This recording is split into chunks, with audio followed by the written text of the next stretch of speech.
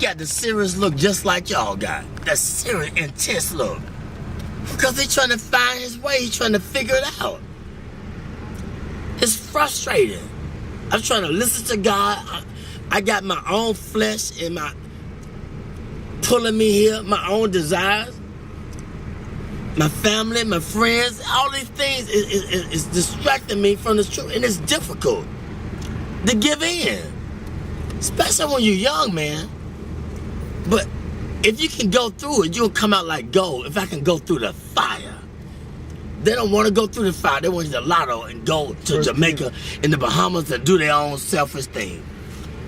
But he said, if you wait till I exalt you, I give you the desires of your heart. But it's difficult to wait because everybody's in a hurry. Technology, it's fast. It's in a hurry. They're angry. They're frustrated. They ain't got time. They're on the cell phone. They want to text message you. Y'all in the same car. You going to text message him. He right there. You know what I'm saying? Everybody in a hurry. I don't know where they going, but when they get there, oh, they going to be sorry. The faster you try to get there, that career, that money, and you're going to figure it out that, man, it was the journey. It was not the destination. You was in a hurry to get there, to come up, to be this, to be that. And when you get there, you're going to feel discouraged more than you did before you even started to get there. Because it was the journey, the people that you didn't stop to talk to like me at checkout. The people at the gas station. You was in a hurry to get there, but it was the journey. It was the gas station. It's checkers. It's the journey, not the destination. Because the destination is steadily evolving. We always growing in wisdom and knowledge and understanding. It's always evolving. And we can never obtain it because it's steadily, constantly evolving. The more humble you be, then the more you can be fulfilled with the truth. But when you think you got it and you're on your way, then you're going to get less of it because can't nobody talk to you. You can't stop. You're in a hurry.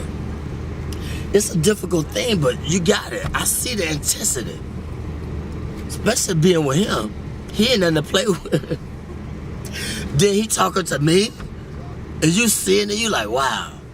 You already amazed at his skill and what your relationship, but he's showing you the journey. That's very important, amen. He's showing you how to relate, connect to the people. I would say this. It's a man with pushing a basket. This man right here, they brilliant now. Don't look at the outside appearance. I've seen him in action. He was pushing a basket, and I was under the bridge, and I was talking to everybody except him. He was the last person I talked to. He said, "Why didn't you talk to me first?"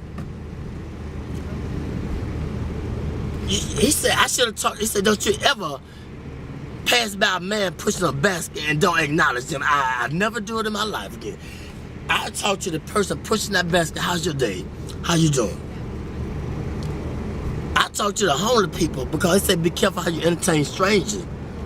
And most people that came off the street and they got their career together, they won't even let you know that they've been through it. They try to act brand new. It's a testimony. What you go through, it's for us to inspire somebody else.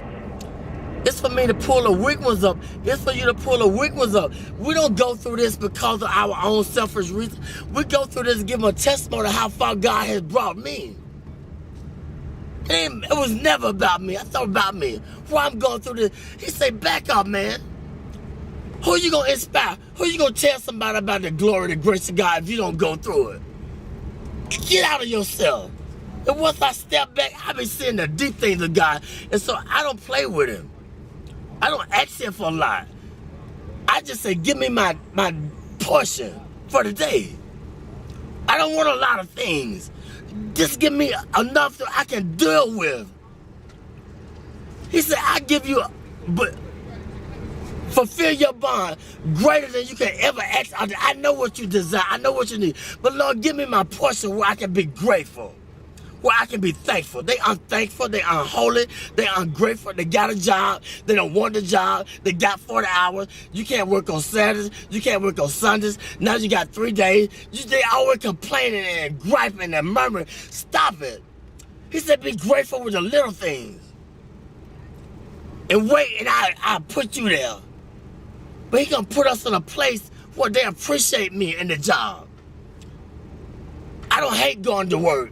I gotta watch my back. They backstabbers. You making the money, but I can't go to that job because I gotta watch my back. They haters. Put me somewhere where I love going to work. I can get up and they appreciate my work and I blend in. God say, I'm gonna put you there, but if you wanna get it, go ahead and get it. What do you think about haters? That's a part of the balance in life. They hate. They don't know why they hate. Tell them why they hating sometimes. They don't know they're hating. It's just standard thing. They get angry. He taught. Every way when he taught them. They hate. They don't even know why. Because they don't nobody teach them. They don't nobody take time to let them know why they doing things they doing. And that's the whole purpose of life. Let them know what they doing wrong if you see it. I always knew I was doing wrong. What about when they showed me long suffering? What about when they forgave me, but I can't forgive him? He made a promise. I made a promise. I didn't fulfill it. They didn't go off on me. Well, I got to go off on him because he didn't fulfill his commitment. That's wrong. You got to teach. They don't know. The only God they know is through you, through your experience. They don't know about church because you can't go to church because it's a business. And all the church people, it's a clique, it's a club. And they done forgot about God, it's a business. Look here, it's just the world.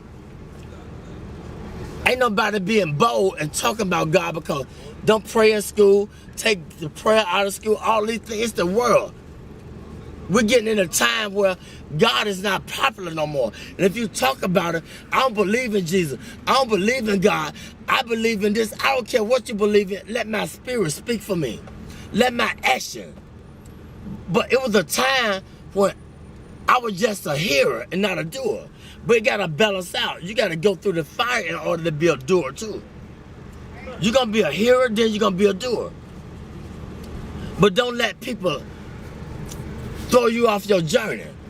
You can't beat nothing. It's between your relationship and God. They can't understand you all the time because you're trying to figure out your way. I'm trying to figure out my way. I can't prove nothing to them all the time. I don't need them to figure me out. All I got to do is just be patient and do what was in my ability, my boundaries. I don't need to outstep my boundaries. I ain't got to prove nothing to you. You didn't feel me? No, you can't gonna feel me. I can't put the expectation on you. I don't always feel me, understand me. So that's wrong. Be humble. Acknowledge him in all your ways. When I do wrong, I said something wrong to offend you, forgive me. I got to say it right away, get it over with. If I offend somebody at work, look, if they persecute me, look at God trying to strengthen me to show them who I serve. I say I believe, I'm walking with it. Well, teach them. They don't know. They don't know why they doing that to me. Let your light shine among men. They might glorify your Father in heaven. It's real, man. I experience it all the time, 24/7. But I asked for it. I wanted to be a preacher when I was 6, but I didn't know the price I had to pay. Much wisdom, much grief, much sorrow. Ain't no other way you gonna get it. But if you can just go through the fire, you'll be like gold.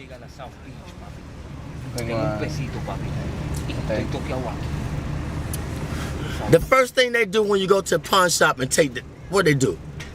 How do they determine if it's gold plated or what? What they do? What kind of test they take it through? When you take the jewelry to the pawn shop, how do they determine if it's real or fake? They put it through the acid test. They put the fire upon it. This is how we know if we're real or fake. We're going to go through the fire. You're going to have disagreement with each other, but it's okay. You're going to be friends, But if you have a disagreement, it's just a different agreement. That don't mean you ain't got to see him no more and talk to her or talk to her or whatever. I want to go to work. I don't want to go to work because they stressing me out on the job. You feel me? They ain't receiving me with my full potential.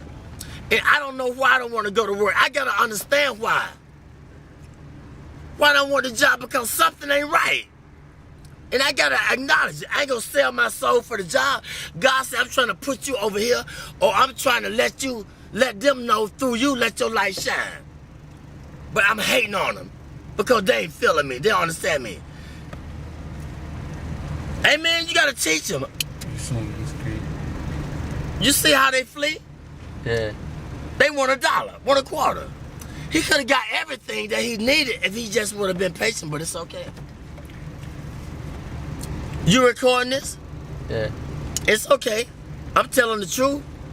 It's all right. I thank God for you. Y'all are blessing to me. A true blessing. I ain't got nothing to hide. My burdens are heavy, but when I'm weak, he's strong through me. He speaks through me. The weaker I get, the more frustrated I get with my life, and I did this, I did that, then the more he speaks through me, the more he takes control of me. That's just where he wants you at. Get frustrated. That's when he gonna speak through you. But he gotta get you in that point where ain't nowhere else to go but to him. He said, those that I love, I correct them. I chastise them. When you go to jail, it's called the Department of Correction, Rehabilitation. But we get mad at the correction. He said, if I didn't love you, I would correct you. He could have took our life. Amen? Man. He could take the life. But he corrected me. I just thank God for y'all. I see it in your eyes, but this is what Solomon asked. Solomon was the wisest man that lived. He had everything that man could desire. But one thing God said, leave the foreign women alone. But he couldn't understand why he had a desire for the foreign women. But see, the Lord knew that they were going to turn his heart against him. They were going to make him idol worship and build a God. But he didn't understand it. And I'm going to say this, the preacher, he searched the world out. He said, I want to know the basis behind wisdom and knowledge and understanding and foolishness. See, you can't know wisdom and knowledge and should be a fool, but we don't want to be foolish. That's the only way you're going to get it. You got to be a fool first. How you going to know a fool when you see a fool? How you going to know foolishness if you haven't been foolish? Foolishness, it comes with, it's painful. Because we think we all of that. We got a lot of abilities. We can create.